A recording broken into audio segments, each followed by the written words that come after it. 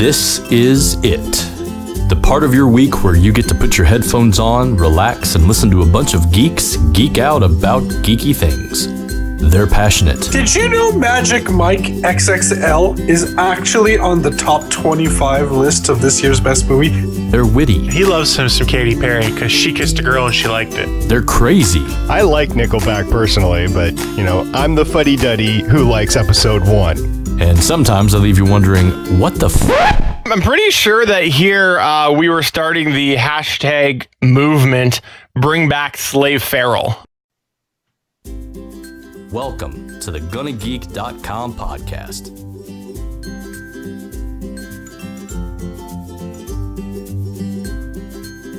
Hello and welcome to episode 136 of the official GonnaGeek.com podcast. My name is Stephen Jondrew, and with me today is the whole crew. We are reunited, and it feels so good. And I didn't sing that because that would be possible YouTube legal problems. So with me is Chris Farrell.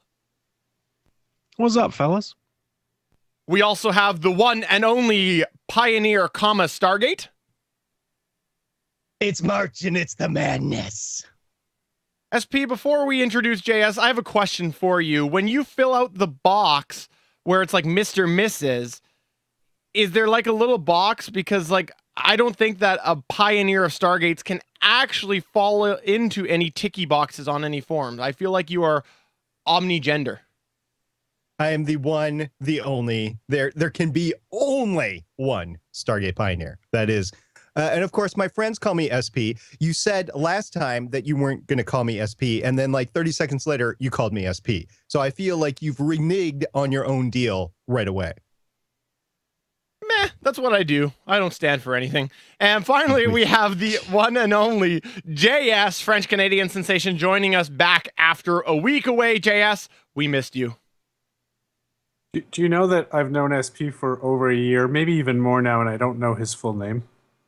It's Stargate Pioneer. It's Stargate Pioneer. Stargate Pioneer. Sometimes it's hyphenated dash feral. Just depends on whether or not they're going Sponsored, by the way. How's everybody's weeks going so far? Pretty good. Yeah, for a Monday, it's not so bad. It went by fast. I agree. I was at a off-site work event, which, whenever they call you off-site, you always wonder whether or not you're going to ever see your office again. So, bonus, I did. So that's a check mark there. But they were doing it because it was a larger group, and so they rented a hall. And I noticed they used a Behringer board, yet it was smaller than mine. So I believe that means that I am more superior to a hotel. There you go. You win. Gee, I wonder which one of you makes more revenue in a year. Probably them, because I make no revenue. That's my point. But I have the better soundboard. Doesn't matter what size the board is. It's how they use it. Yeah. All right, well, let's just go ahead and jump into the news. Should we do that? Why don't we do that? All righty.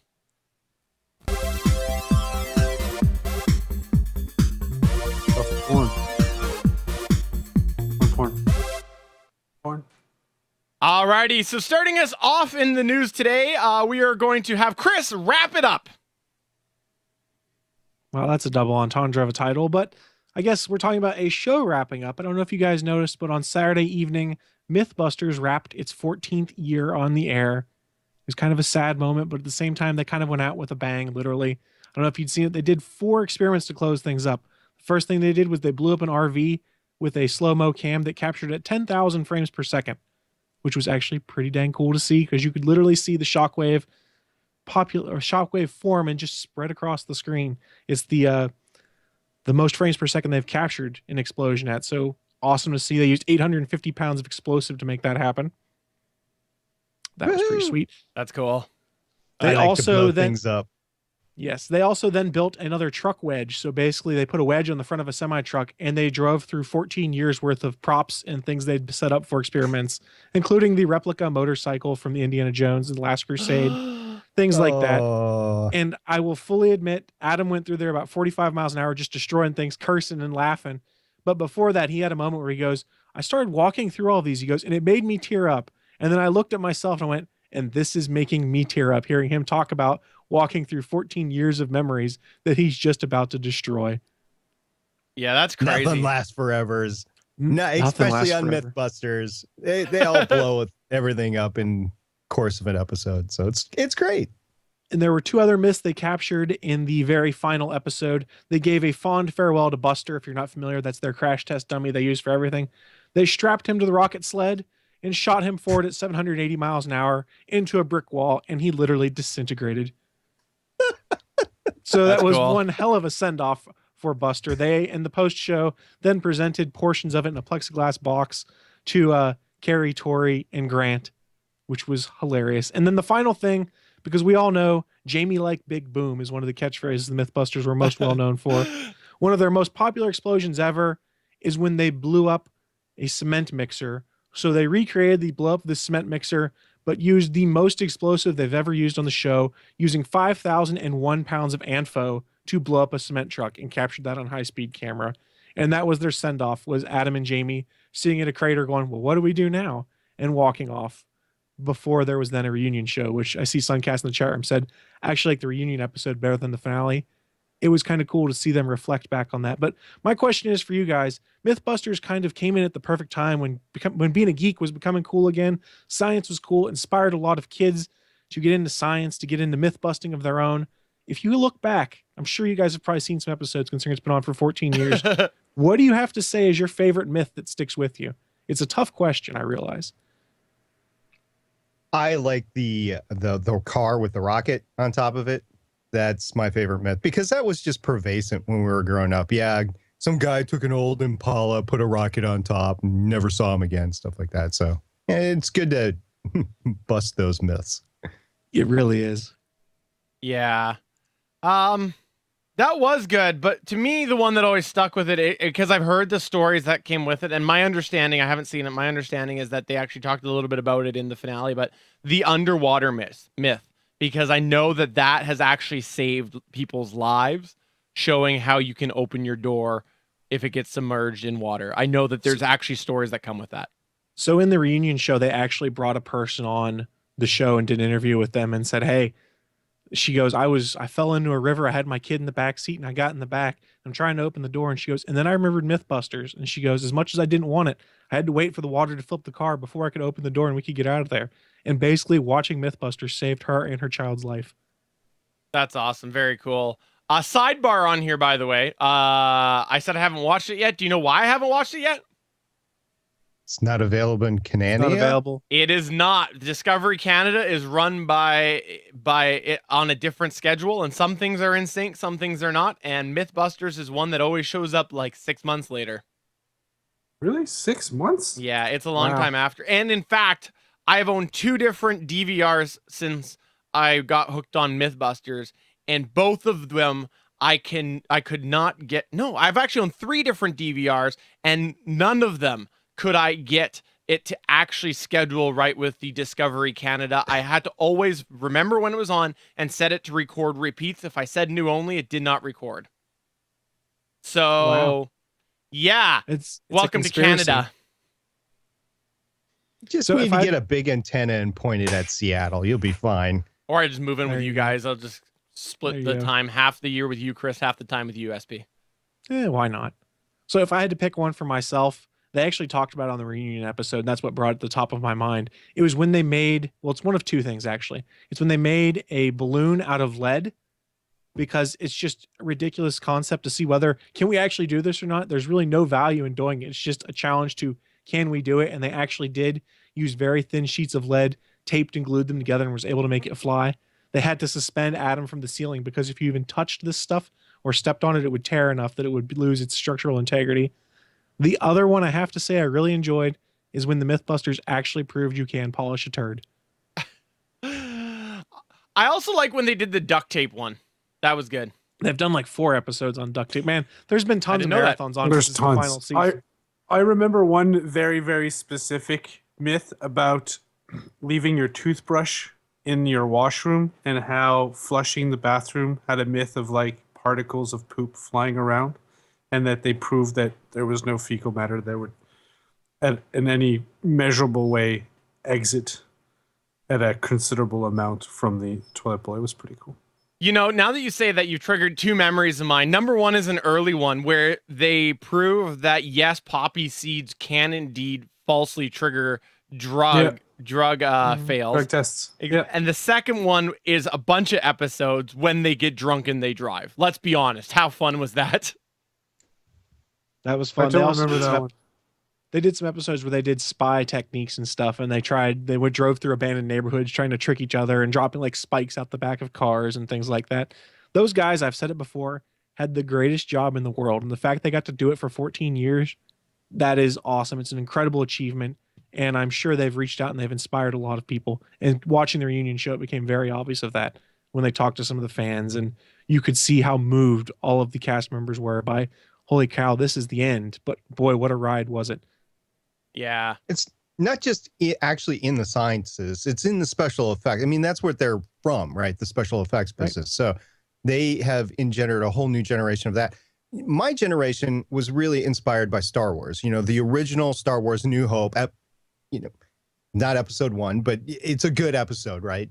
And that was where a lot of the effects actually were translated in combination with CGI and really inspired a whole new generation. Jaws is another one about that same time where the shark actually moved and everything. And so that was back then. But then you jump forward into the early 2000s, early 2000s, right, is when they started. And that was engendering a whole new generation of, hey, look, this is possible or this is not possible. And this is how we have to fake it on TV. I think that's really where they started from. And I really enjoy it. So it's not just the sciences, although that's pretty cool too. It's everything else. Well, I mean, you mentioned it. Most of their backgrounds were, I think everyone but Carrie had worked for ILM at one point in time. And I think the bulk of them had worked on the prequels for Star Wars. And that's how a lot of them had met before Mythbusters happened. Yeah. Everybody know how Carrie got it? Yeah. They 3D modeled her butt. Yep. That was her introduction. Episode. Yeah. One of the first. They needed a volunteer. And I think she was like PAing or something like that. She was an intern. Oh, that's they actually right. talked about it. They talked about it in the reunion is the first time people saw her, it was her holding her ass up so they could do a 3D measurement of it. And she's like, this is just some rinky dink cable TV show. No one's ever going to see it. And go fast forward 14 years. And everybody's seeing her rear end. And for those that aren't familiar, they were testing a myth as to whether if you flushed the toilet on an airplane, whether you could get stuck to it while you were sitting on it. Yeah, they sure found a myth that just fit it quite nicely. I'm sure they had the myth thought of first. Well, it is sad, and I do look forward to watching it when it does air in the Canadian parts, or when I do fly down to the States and watch it completely legally while I'm in the States. Yeah, because you're coming down for C2E2, right? Obviously. You'll just watch it then. Right. Yeah. For sure. All right, well, let's move on a little bit from here. From a somewhat exciting piece of news that you had there, because, it was an exciting run, to a very sad piece of news. Ray Tomlinson has died. Now, do you guys know who Ray Tomlinson is? I do not. I do now. Yes. Did you know who he was before I put it in the notes for tonight? I did because I heard it on TV. Okay. Yeah. Okay. I vaguely remember hearing about him years and years ago. Yeah. Okay. So for those not familiar, Ray is essentially deemed the modern email inventor. Ray was the one who, for one, he was, of course, responsible for the @ symbol. You know how you put @ in your email address? He's the guy that chose that, but he was really the one that sent the very first email on ARPANET, which was a computer network that was created for the U.S. government. And originally, the test that was done, obviously he knew what he was doing, but he was quoted as saying the test messages were entirely forgettable, and I have therefore forgotten them. So I didn't know about this actually until the news of his passing today. I think that is actually kind of a neat history of email, that the first email tests were completely forgettable, so nobody knows what they were. It was probably pornographic. And he was like, yeah, I don't want this out there.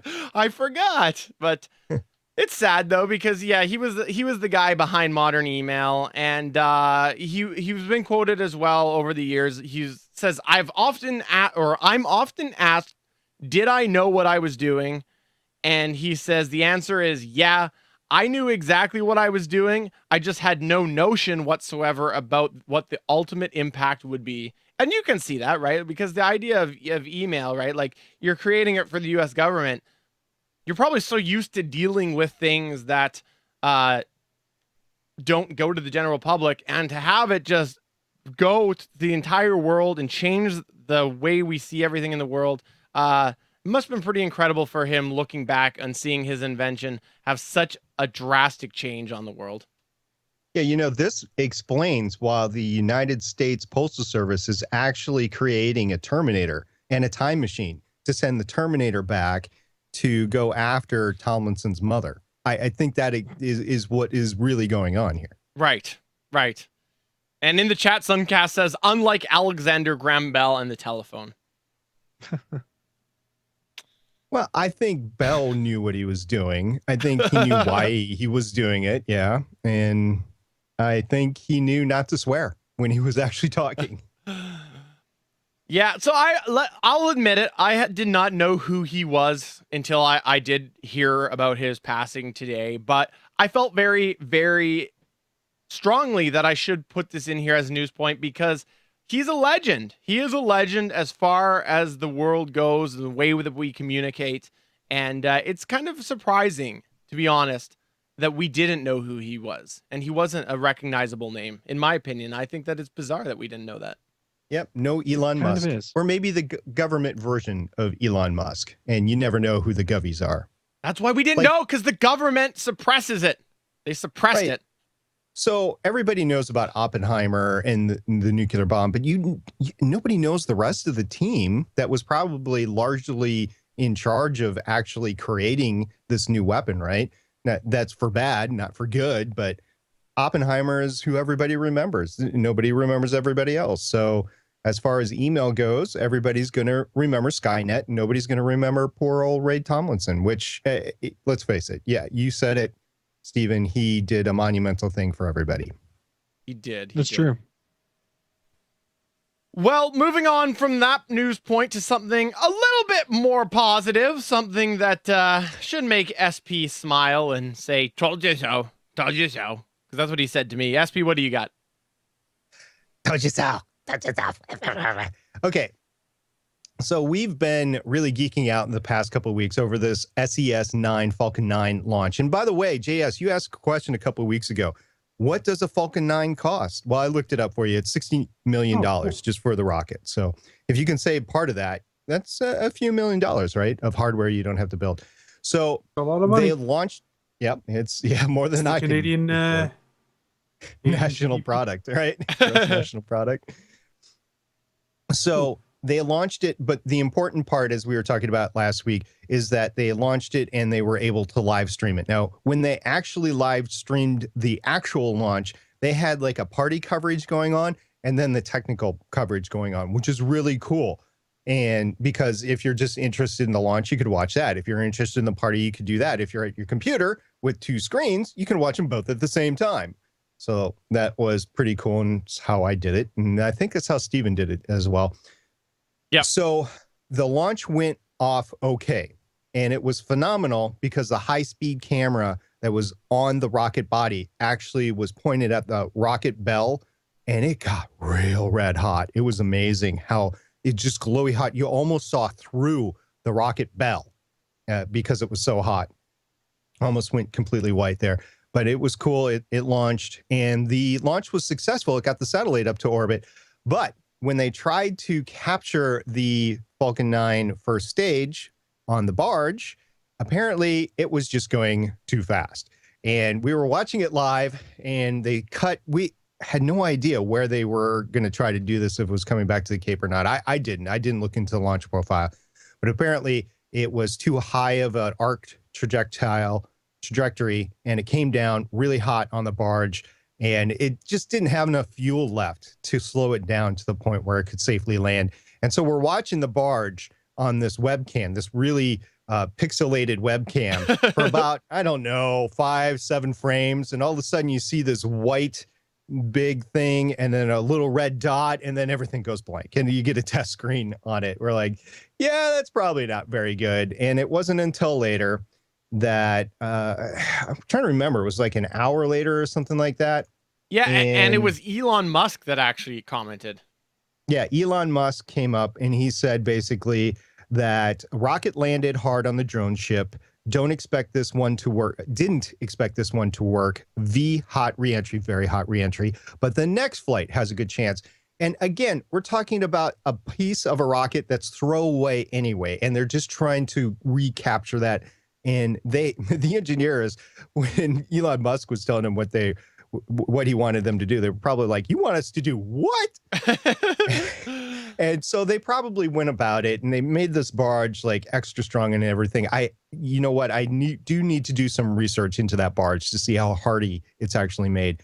But they probably told Elon, "Look, we're probably going to get 1 in 10 out of the," I forget the actual number that SpaceX said, but if I was the engineer, I'd be like, okay, so you're going to lose your first 25. And then after that, you're probably going to get 1 in 10. Is that worth it for you? And he'd probably say, heck yes, that's worth it. We're trying something new. I like this idea. So the launch was successful. It was a great party to be had by all. SpaceX did a great job in pumping it up. So that was all cool. But the Vulcan 9 first stage is lost. So congratulations on a great party and a great launch, and we hope you get it right next time on the landing.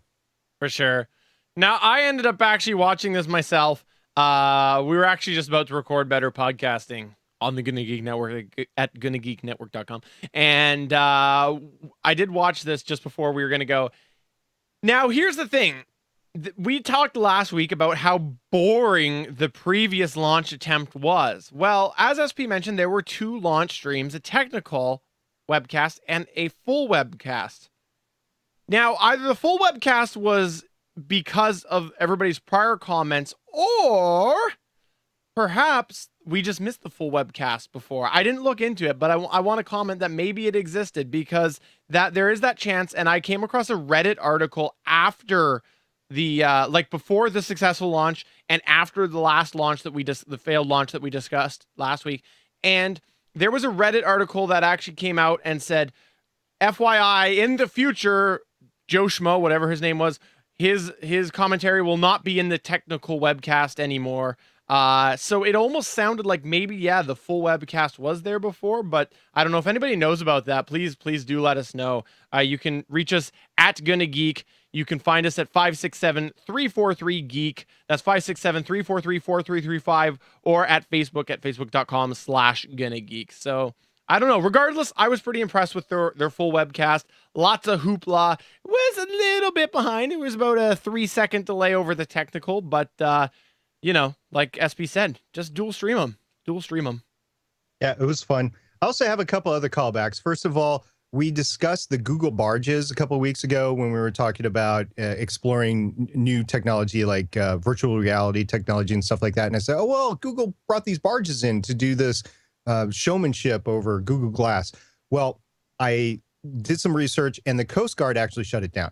The Coast Guard had fire concerns, multiple fire concerns over the course of a few years. And then finally, they just said, you're not fixing it. This will never work. These will never be accredited for passengers.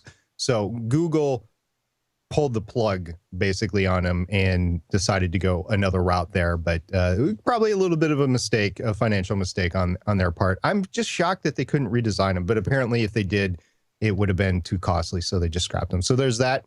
And then there was a question that JS had about are astronauts ever quarantined when they come back because they go out to space, whatever?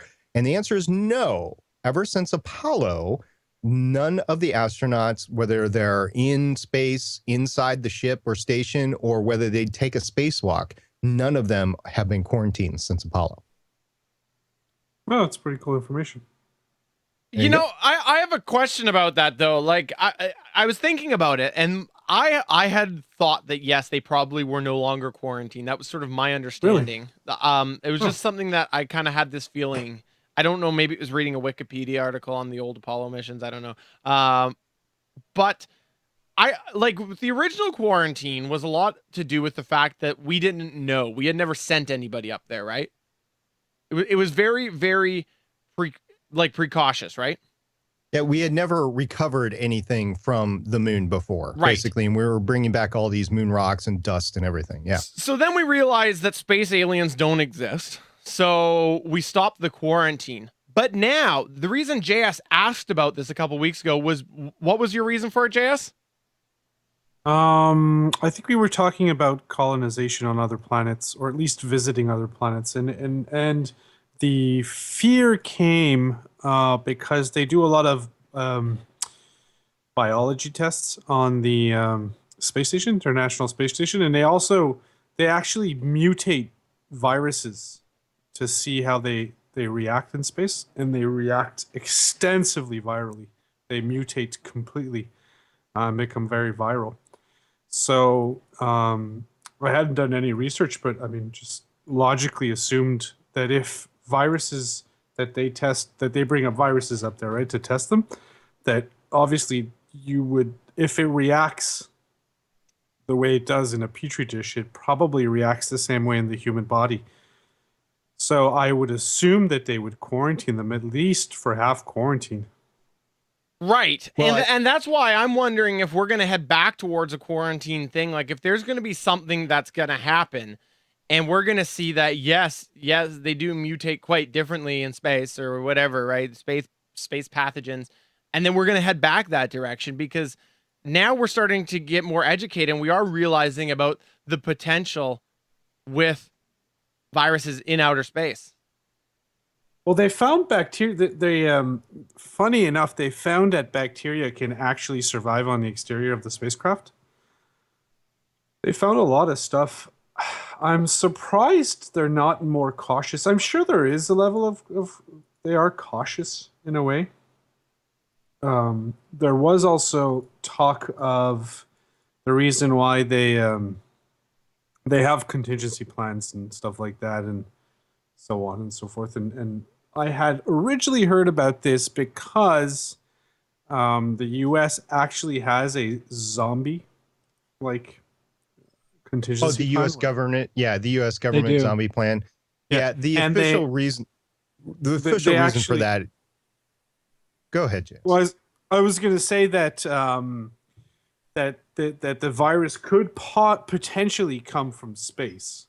And I was like, well, that just sounds completely crazy. And I had researched it a bit, and then that's where I found out that bacteria and viruses mutate extremely virulently. I can't say that word in English, man. I'm sorry.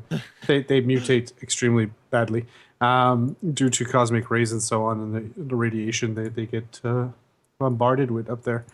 And it piqued my interest. I'm surprised they haven't quarantined anybody since the Apollo program. Mind you, the Apollo program has set foot on an alien body. So I'm sure if we repeat that on Mars or on an asteroid or on wherever else, they'll probably quarantine just as a precaution. I mean, you don't want to war of the worlds it in reverse, right? Yeah. And catch some space bug that'll just wipe us all out. Well, I think since the NASA has found out that there is nothing that they found on the moon or in space or whatever to date, that they don't need to actually quarantine anybody when they come back. And also these experiments, if there is a breach in the experiment, I would fully expect that there would be a quarantine. However, there has never been a breach in that, because the experiments don't happen in a petri dish out in the open. They're in these controlled little boxes, and they're sealed and nothing can get in or get out. And that's how that happens. Now, as for the official U.S. government zombie plan, that was put together not necessarily as a hoax, but just to say it's good to plan for any contingency because you never know when there's going to be a flood, an earthquake, or a volcano popping off near you that's going to affect you, whatever. So they're just saying, hey, look, it's good to be prepared. And these are the sorts of things that you should be prepared for. And the zombie apocalypse was just the thing that was popular in the news because of The Walking Dead and stuff like that. So they just use that as an example. It wasn't actually real, although the real thing could be like a contagion, like any of the Ebola or whatever is going on that could overtake the country rather quickly. So that's slightly different, but it's not a zombie plan that's in effect. Yeah, does anybody actually believe Mr. Director of SNASA here? I think that a bunch of horse, you know what, and he's just playing it off here. That's my guess. Go read the con plan yourself. It will tell you that this is not real. Yeah, believe everything the government says. Don't you, Chris? I mean, wait, you Of can't course. answer that. I believe everything everyone tells me. What are you saying? If it's on the internet, it must be true. For sure, for sure. Anybody got any final comments here on the Falcon 9 or any of the other news stories? Chris? I got nothing, man. Alrighty then. Let's just go ahead and move into this week's segment. Shall we do that? Oh, yeah.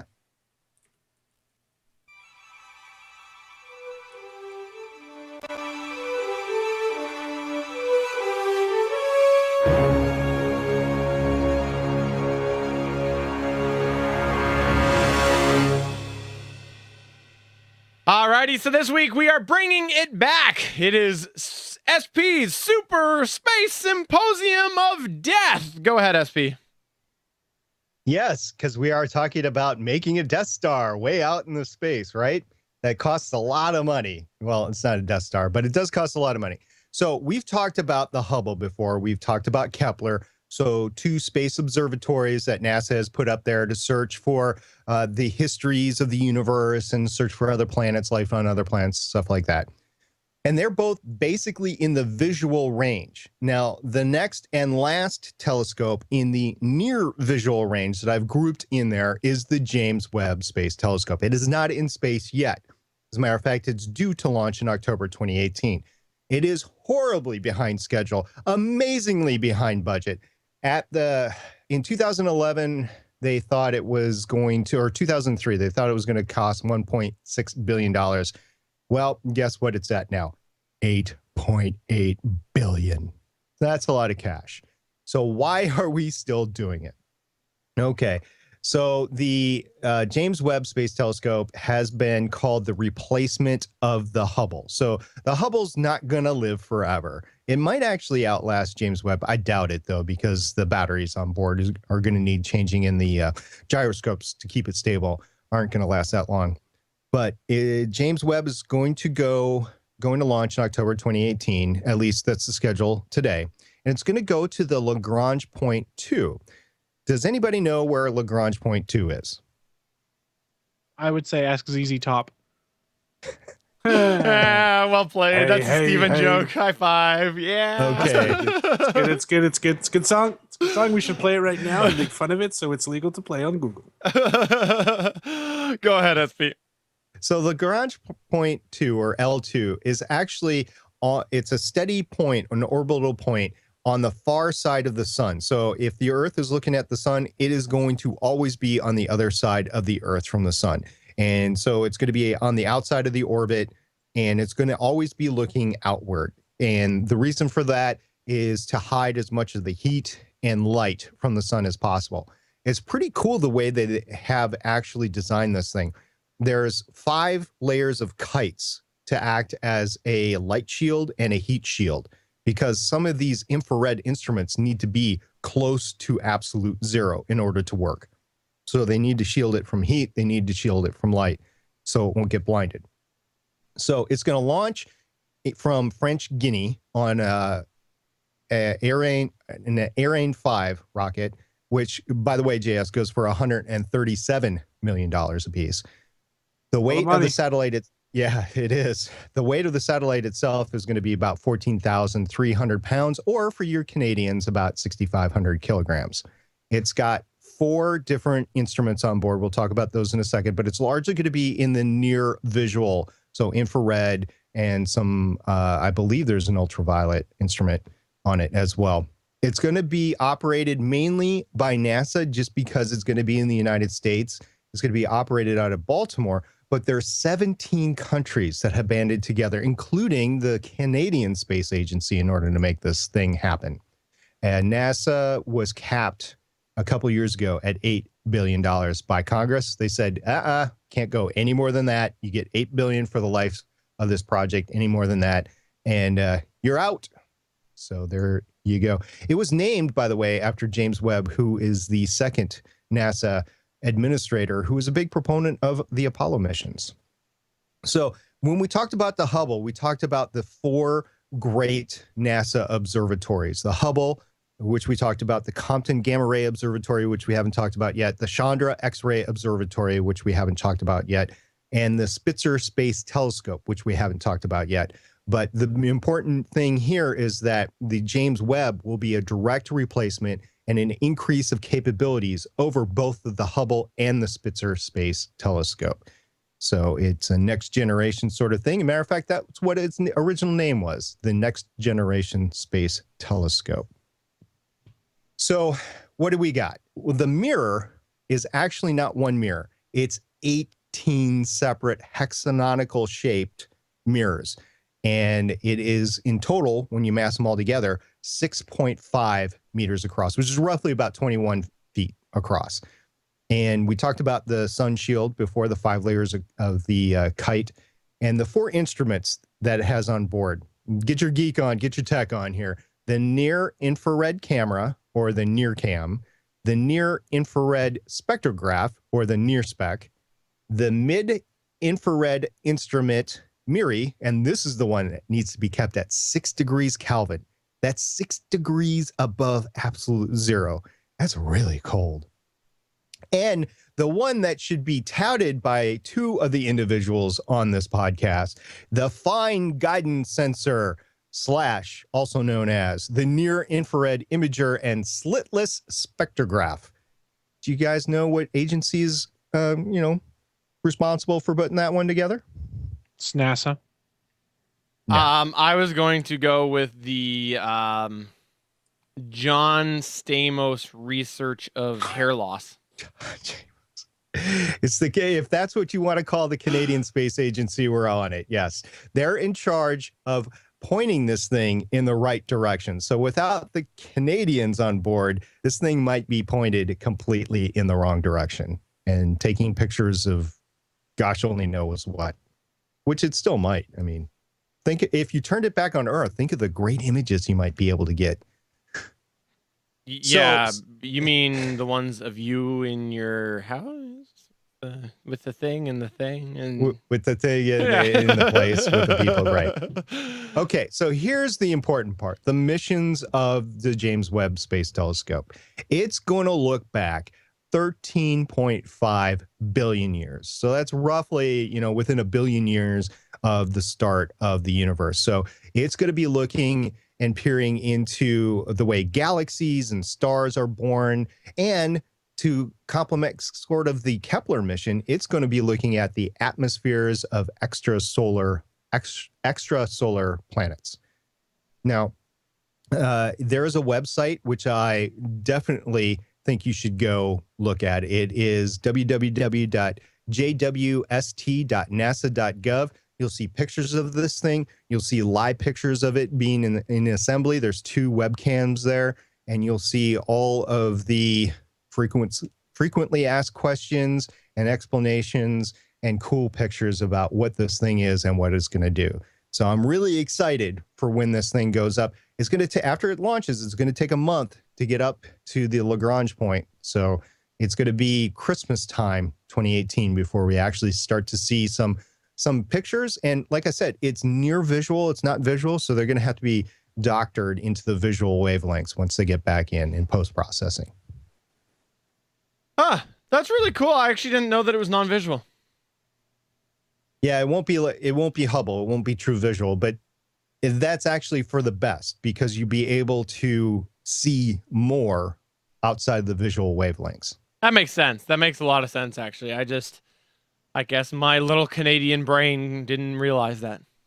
That's Don't why forget you're that not Canadian in charge. brain pointed pointed it in the right direction. Thank you, JS. That's right. That's why you're not in charge of the actual scientific instruments, just where to point it.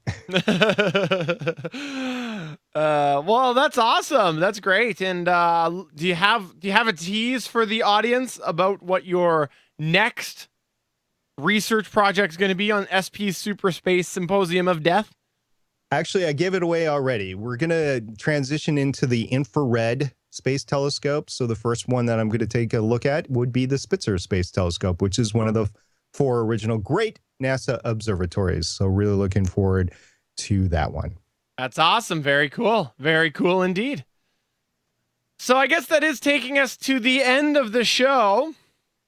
Before we do wrap up, we'll go around. We'll talk about what we want to talk about and make fun of what we want to make fun of. And not that I'd be making fun of it, but would you guys agree that if a video got like 375,000 dislikes on YouTube, it would be pretty incredible, don't you think?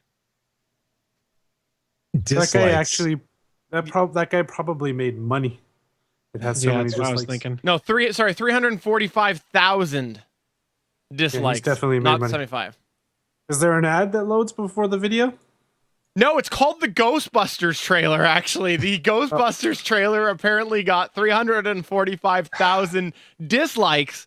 And just to put this in perspective, the Batman versus Superman trailer only is around 14,000 dislikes. Is that not incredible or what? It's got almost twice as many dislikes that have likes. I don't have the YouTube pulled up, and if I pull it up right now, it's going to play into the podcast. What is the likes count at right now, JS? 170. It's at 170, and the dislikes is currently standing on 630. How much? 360. 360. Wow. So it's gone up an extra 15,000 from when I read about it today. Wow. That's insane. Is that just Bill Murray pressing dislike over and over again? Totally is Bill. Oh, man. That's rough. Man, I can't believe that. I mean, I'm not planning on going and seeing the movie, not for anything against the actors or anything. It's just, I know what kind of humor it's going to be, and it's not going to be funny to me. That's why I'm not going to go see it, but I wouldn't dislike the trailer. I mean, geez. Yeah, wow. That's crazy. That's crazy. And in the chat, Suncast says the fan recut for the trailer is better. I have not seen the fan recut, but you're not the first person to tell me that, so I'll have to check it out. Chris, you saw it, didn't you? Yeah, the pacing is much better in the fan recut trailer. I thought it was better in that regard. I'm still going to see this movie. It looks interesting. It's the Ghostbusters. It's not supposed to take itself seriously. That's true. There was a couple funny moments in there. There was actually, I think it was Kristen Wiig. I was actually surprised. I was a little bit surprised that I laughed along. So yeah, it's going to be a bit childish, like those actors are all known to be. But I mean, if you know that's what you're getting into. For sure, for sure. Well, anybody got anything else that you want to talk about? You got some video that has 361,000 dislikes? There's one thing that's really, really cool. There was a lot of doubts that Slimer was going to be in the movie, and that was confirmed by this trailer, by the way. At exactly 1 minute 36. Awesome. Awesome. Chris, you got anything you want to talk about or plug or promote? Make sure you go check out all the awesome content over at GonnaGeekNetwork.com. We got all sorts of podcasts to tickle your geek bone. Awesome. SP, you got anything you want to promote or plug? Maybe that's something that rhymes with Miru-Iru? Absolutely. The Chicago Comic and Entertainment Expo going on the 18th, 19th, and 20th of March. There's going to be a GonnaGeek panel on the 18th of March. That's Friday, 2:45 p.m. in room S503. We'll be talking about giving away just tips and tricks for everyday podcasting for your hobby podcast or passion podcaster. Ooh, passion. Hubble hater. Yeah, that's me. JS, you got anything you want to promote or talk about? Yeah, I'm going to promote one of my friends' podcasts. It's called Geeks of the North. It's for people who like hobby gaming, I guess, the tabletop gaming. They it's a lengthy podcast, but it's pretty interesting if you like tabletop gaming as I do as well. Listen to them. It's a buddy from Montreal. Started about a year ago. That's awesome. Always love the fellow Canadian podcasters. They don't care what you're talking about. You could be talking about your gym socks. I'll support you. Yeah. And I guess that is going to go ahead and wrap us up for this week's GonnaGeek.com podcast. For episode 136 of the official GonnaGeek.com podcast. I think we only got like 10 dislikes on YouTube. I am not a Hubble hater. I am the Hubble hater. And I am going to go dislike our videos. Audio listener, I've got a title on screen right now that says SP Hubble hater. Bye!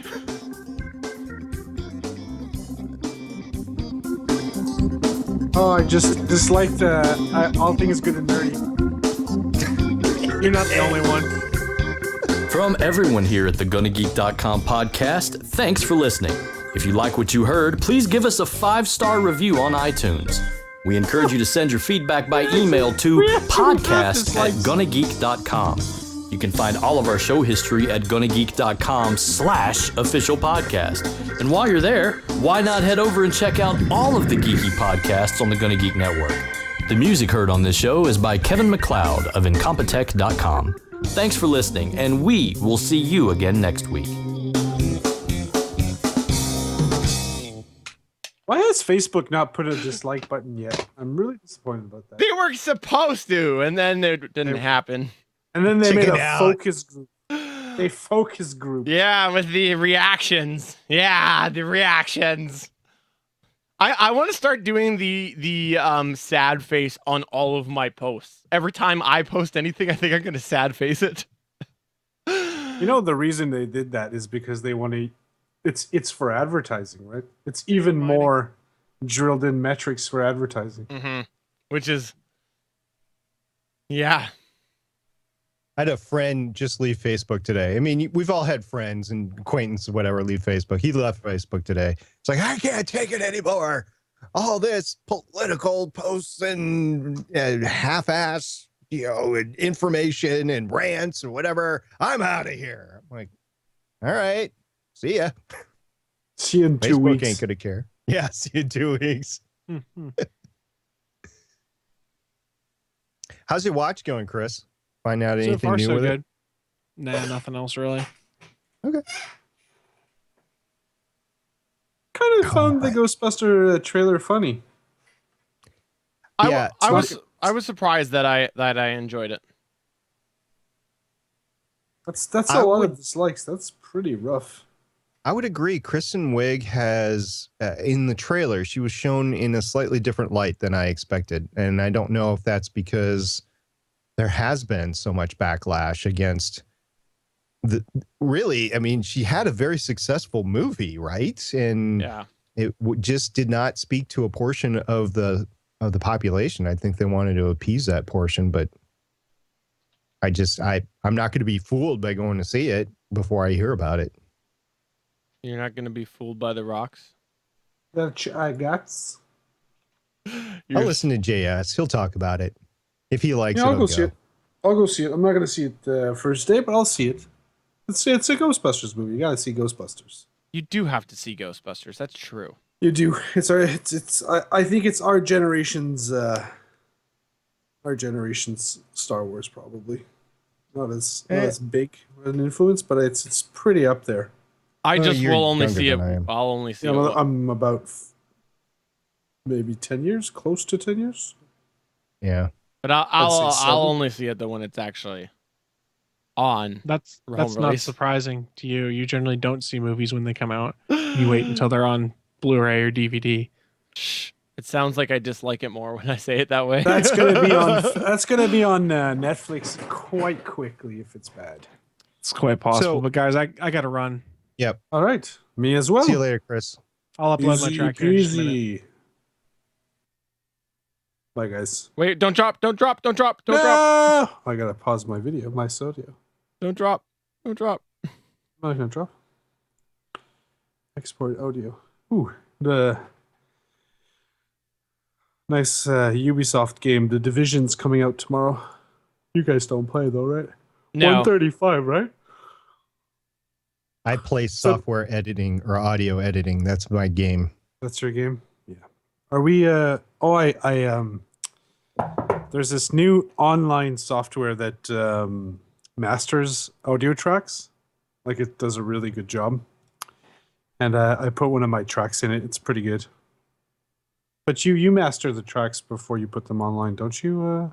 Yeah, I process them. Yeah, I process them. By the way, I hid you from the thing, not just because we don't want to see your face, but I knew you said you had to drop, so. It's 135 the episode or 136? 136. 136.